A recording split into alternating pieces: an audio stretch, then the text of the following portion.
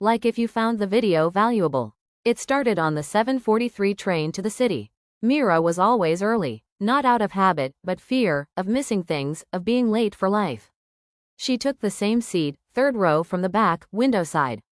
It gave her a view of the world without having to be in it.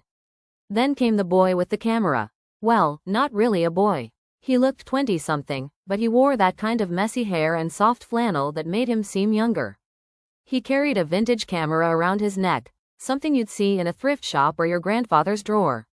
He sat across from her on a Tuesday. "Do you mind if I sit here?" he asked, pointing to the empty seat across the table. "No," she said, barely glancing.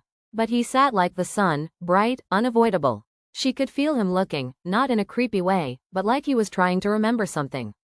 "You always take this seat?" he asked the next morning. Mira hesitated. "Yes, I thought so," he smiled. "You always look out the window like the world's keeping a secret from you." She didn't smile, but she didn't look away either. He extended a hand. "I'm Leo." She shook it. Mira. For the next few weeks, Leo became part of her train ritual, coffee in hand, camera around his neck, stories in his mouth. He told her he was a freelance photographer who wandered the city capturing stories nobody told, abandoned alleyways, old people feeding birds, lovers holding hands like it was the only thing anchoring them to the world. She listened, not always with words, but with her eyes, her quiet nods. Mira wasn't good at opening up. Life had taught her silence could be a shield. But Leo, with his unfiltered wonder, chipped away at that without even trying. One morning, he handed her a photo. It was of her, staring out the window, chin in palm, lost in thought.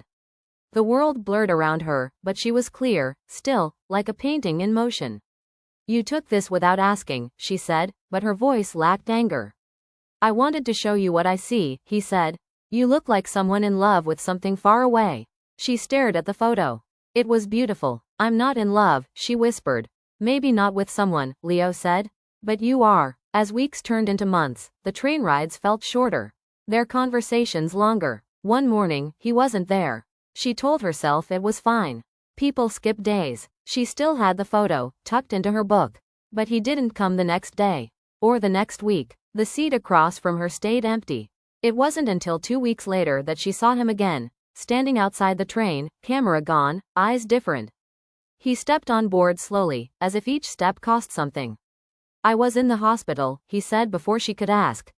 "Leukemia. Came back." Mira's heart clenched like a fist.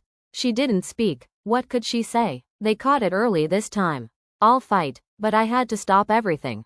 She nodded. She wanted to say something meaningful. Instead, she reached out and held his hand. He didn't let go. The following months were different. There were days he was too tired to come. Days she sat alone, watching the world blur by without him. But when he was there, it felt like life paused for them. She brought him books. He gave her photos. Moments she didn't know were beautiful until he froze them in time. One photo was of her laughing, really laughing, head thrown back, eyes shut. She didn't even remember that moment. "I want to remember you like this," he said quietly. "Don't talk like that," she whispered. He looked out the window. "Sometimes I wonder if the universe puts people on the same train to remind them of something." "Like what?" "That not everything that begins has to end in goodbye." His health improved, slowly, tentatively. On a rainy Friday, he came with a folded map. "I've always wanted to go here," he said, pointing to a small coastal town. "They say the sunsets are so red it feels like the sky's bleeding out its last secret." She looked at him. "Then let's go." They left the city that weekend. It was quiet there, less noise, more meaning. They stayed in a small inn by the water. Walked barefoot on the shore. Held hands like they had been doing it all their lives. One evening, watching the red-stained horizon, Leo turned to her. "If I die tomorrow, I'll die happy." "Don't say that." "I mean it," he said, eyes soft. "You gave me something to want to live for." Tears welled in her eyes. "I love you, Leo." He didn't say it back right away. But he kissed her. And sometimes, that's the same thing. They returned to the city. The train rides resumed, but something had shifted. The world felt different. She no longer stared out the window searching. She had found what she was looking for. One morning, he brought her another photo. It was the two of them, standing on the shoreline, backs to the camera, hands linked, sun falling like fire. He had set the timer and captured it himself. On the back, he had written, For the girl who taught me that even trains going nowhere can bring you home. They still ride that train. Sometimes together, sometimes alone.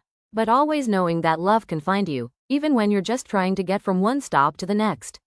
And that some people aren't just passing through. They're destinations.